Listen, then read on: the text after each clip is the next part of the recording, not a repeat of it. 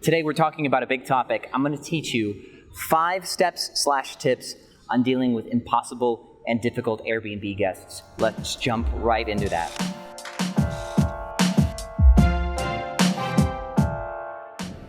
All right, welcome back Airbnb family. So I'm somewhere near Onang right now in Thailand on the way to Koh Phangan, and then we're going to go to Koh Samui after that. So we're about to board this catamaran and roll off onto an island. But I'm dealing with a guest right now, which Demi, one of our host team members, has been dealing with this guest, and this guest is absolutely impossible to please. And I would go as far to say that this is a horrible guest or a terrible guest, and I know a lot of you hosts know what I mean by that, but I'm going to approach this objectively, and my first bit of advice for you, that no matter what the truth is, no person is horrible.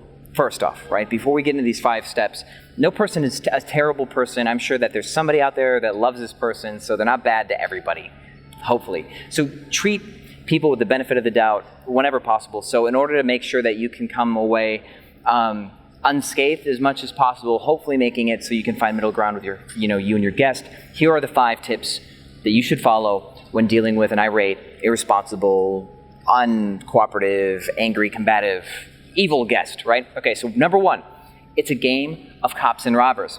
And what I mean by this is your guest is allowed to break whatever rules they want to break, right, during this conversation. They can yell, they can scream, they can fight, they can lie. But you, the cop, cannot ever break the rules. It's part of the due process. If you cheat or lie or misrepresent your property, then you are on the hook for that. So be mindful of that. You have to stay high integrity during the negotiation, communication process without fail. Number 2, document everything, which means you should do most of your correspondence through the Airbnb platform. Calling the guests and texting them directly is great and all. Calling them is, of course, a much more intimate way to deal with guests, and so customer service should require phone calls or being there in person. But when you have an irate guest or somebody that you think you're going to have a problem with and the Airbnb might get involved, immediately just move to communicating in written format only, and the Airbnb platform is the best way to do that. So, third, you want to start on your guest's side and never judge or blame the guest to their face, okay? So essentially you want to kind of approach all of your resolutions empathetically. So when a guest picks up the phone, and maybe in this case, it's kind of like where we've been dealing with this guest through Demi, one of our hosts, and now I've kind of taken over a lot of the conversation on this. I start on the guest side, right? Even though I know Demi has never done anything to ever wrong a guest once in her life as, a member of our team. She's awesome. Super host, 5-star, never had an issue, right? So I know that this one guest, this anomaly, is not Demi's fault. I already know it. But I can't really start with the guest that way. I'm not going to be combative at that guest just because I want to defend my employee. You need to start on their side if you want this to go, the way that it should. And obviously, in this case, Demi knows that even though I'm starting on the guest side, I'm going to try to take their side and get through it, she knows that this is not going to change the way that I look at her, and I still think that she did a great job, right? So start on their side. What can I do for you? I'm sorry that it's been XYZ way and that we haven't been able to help you better. What can I do to help you? And just try to get their side of it. Because sometimes changing face will disarm them, and that person becomes nice to me because they got all their evil out at Demi, which did work for a while. Like yesterday, we were dealing with her, and she was super mean to Demi, but then when I started working with her, she's like, oh, this person's going to help me, even though she probably felt a little guilty for what she just did with Demi. So start on their side, and be empathetic and never really blame them, because if you say to them, you're a bad person or you did this wrong, then they get combative.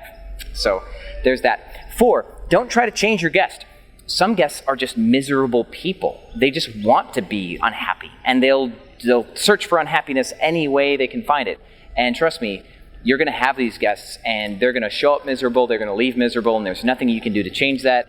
You're just going to exhaust yourself trying to change that if you think that it's your job to make everybody happy. It's not. It's your job to give everybody a place to stay, right? It's your job to give somebody an easy check-in. It's your job to give those things. That's what you're paid for. You're not paid to be a psychologist or a relationship counselor or a life coach. That's not what you're here for.